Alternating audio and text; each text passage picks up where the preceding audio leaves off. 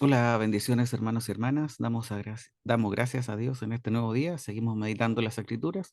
Hoy leeremos los capítulos del 5 al 7. Y quiero comenzar hablándoles sobre una reflexión que leí sobre el libro de Nehemías. Esta dice así, dice, debemos pensar que Nehemías pudo considerar varias opciones. Él pudo haber atacado a sus enemigos que se burlaban o lo acechaban, y esto hubiera iniciado una guerra que al fin de cuentas hubiera cesado la reconstrucción de la muralla y de la ciudad. Pero nosotros no debemos olvidar que su objetivo era la reconstrucción de la muralla, no ganar una batalla. Una segunda opción podría haber sido esperar hasta que todo se hubiera calmado. Podría haber enviado a todos los trabajadores a casa, haber dejado que los enemigos se cansaran de fastidiar y luego haber continuado con su trabajo. Sin embargo, hubiera sido muy difícil de organizar nuevamente el trabajo nuevamente el trabajo. Los enemigos hubieran ganado la victoria sin guerra. Nehemías no seleccionó ninguna de estas opciones. Él mantuvo su mirada en el objetivo, completar la muralla.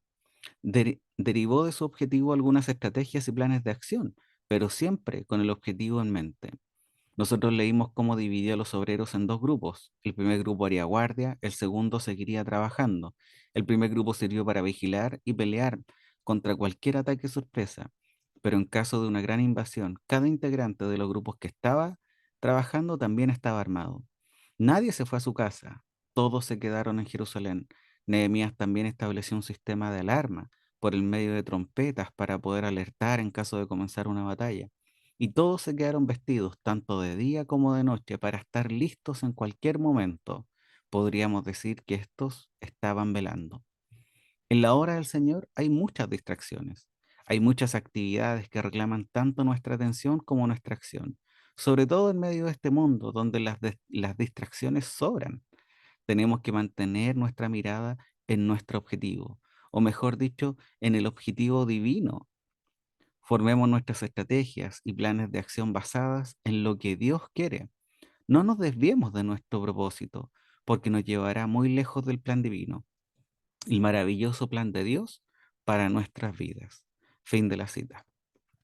Esto me hace pensar en la importancia del mandato que nos da nuestro Señor, que es ir y hacer discípulos en todas las naciones. Ese debería ser nuestro principal objetivo. Hermanos y hermanas, si lo piensas bien, el libro de Nehemías es un buen libro, un buen libro para poder leer como iglesia.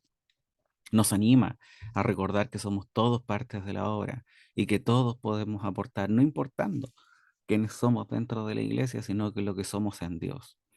Nosotros debemos dar gracias a Dios por este libro, pero meditar en él, a la luz de las escrituras, cómo estamos actuando, cómo nos estamos comportando en medio del cuerpo.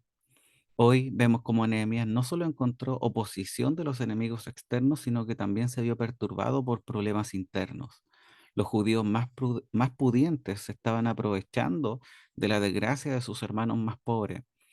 Debido al fracaso en la cosecha y la causa del hambre, estos terminaron aprovechándose de los que tenían mayor necesidad.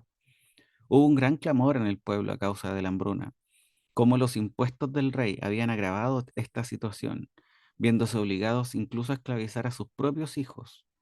Lo que, si bien de acuerdo a la ley estaba permitido, debemos recordar que en el séptimo año era el año de la remisión y por lo tanto esto acababa. Pero lo que no estaba permitido, y al parecer sí estaba ocurriendo, era que los préstamos estaban teniendo intereses, ya que cuando Nehemías se enfrenta a los nobles y oficiales por este hecho, les dice: estáis cobrando usura cada uno a su hermano. Nosotros leímos en Éxodo capítulo 22, versículo 25, y decía: si prestáis dinero a mi pueblo, a los pobres entre vosotros, no serás usurero con él, no le cobrarás interés. Nehemías hace una fuerte reprensión, y estos, sin tener nada que apelar a su favor, acceden a lo que solicita Nehemías y juran devolver todo a quienes corresponden. Al final dice que todos terminaron alabando al Señor.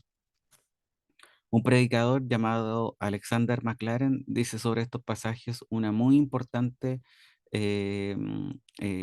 análisis, y dice: un antiguo no conformista, exponiendo este ejemplo de piadoso no conformismo de tres importantes factores implícitos. Dice que, número uno, una actitud de rechazo de las malas prácticas prevalentes. Acá hace referencia a Nehemías, que no estaba de acuerdo a que dentro del pueblo se llevaran malas prácticas que desobedecieran a Dios.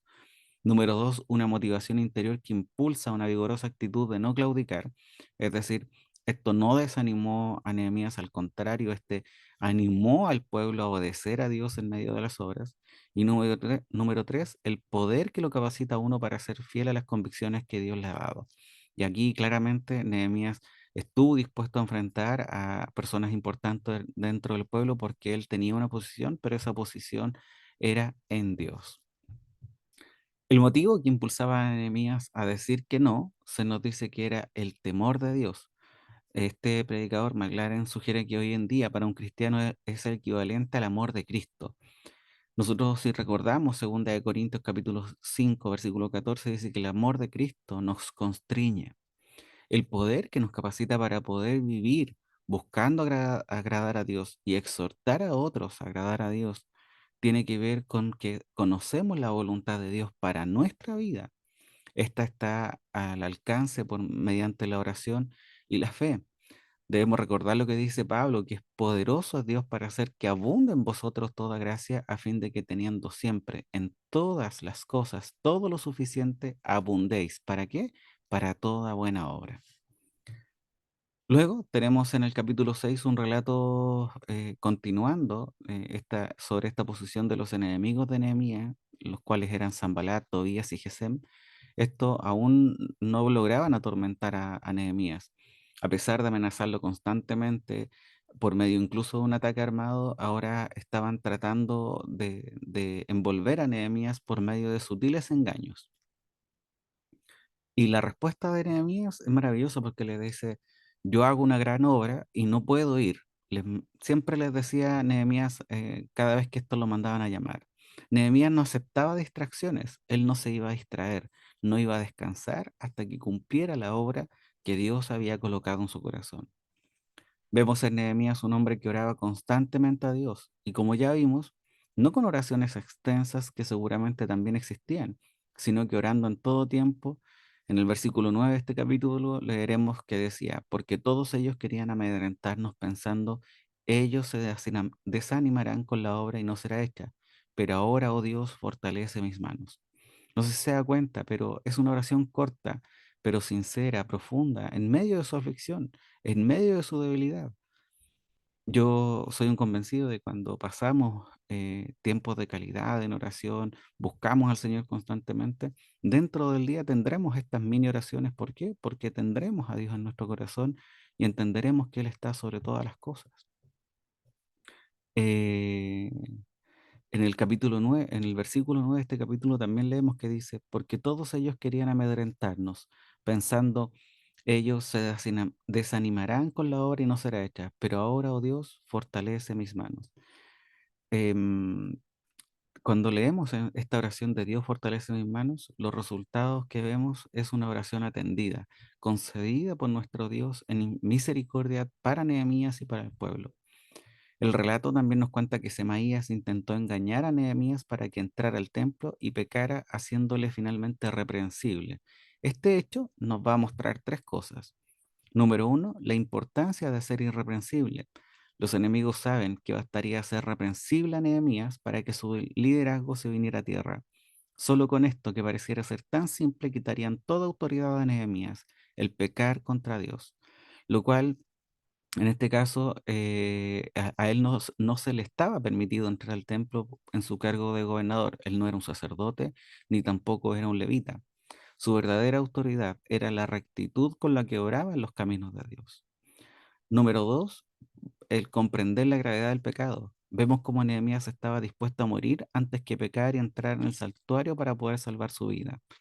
Como dice nuestro Señor en Mateo 5, es mejor perder uno de nuestros miembros a que todo nuestro cuerpo vaya al infierno. Y por último, número tres, discernimiento. Definitivamente, la permanente comunión con Dios va afirmando el discernimiento. El versículo 12, una traducción un poco más literal, nos dice, y discerní que Elohim nos había enviado. Perdón, y discerní que Elohim no lo había enviado, sino que hablaba aquella profecía contra mí porque Tobías y Sanbalat lo habían sobornado. Tan importante es el discernimiento en nuestras vidas que Pablo también ora por los filipenses y nos dice así, dice, y esto pido en oración, que vuestro amor abunde aún más y más en el conocimiento verdadero y en todo discernimiento, a fin de que escojáis lo mejor para que seáis puros e irreprensibles para el día de Cristo. También en el capítulo 6 veremos cómo la disciplina y el liderazgo de Nehemías consiguieron el éxito en la construcción de los muros, pero nada de esto podría llevarse a cabo si no fuera por Dios. El versículo 16 de una Biblia textual dice, y cuando todos nuestros enemigos lo supieron, sucedió que todas las naciones vecinas tuvieron temor y decayó su semblante porque reconocieron que este trabajo era obra de nuestro Elohim o de nuestro Dios. Notará que al terminar el capítulo 6, a pesar de haber terminado los muros, Nehemías nos sigue hablando de cómo Tobías estaba emparentado con algunos nobles de Judá y de cómo seguía haciendo lo posible por atemorizarlo. Esto nos recuerda que en nuestro caminar la lucha no acaba con el cumplimiento de nuestros éxitos o de algunos hitos en nuestra vida, sino que es una lucha continua, en nuestro caso, hasta que el Señor nos lleve a su presencia o le veamos venir. Por lo tanto, nosotros seguiremos leyendo sobre estos enemigos de Nehemías. En el capítulo 7 también veremos cómo la tarea inmediata era garantizar la seguridad de la ciudad y hacerla nuevamente habitable, como lo había sido en el periodo anterior al exilio. Según el versículo 4, grandes zonas de la ciudad estaban deshabitadas y las casas existentes habían sido en su mayor parte o demolidas o eliminadas. Por lo tanto, una vez que la obra de levantar los muros de la ciudad estaba terminada, venía otra ardua tarea, que era repoblar la ciudad.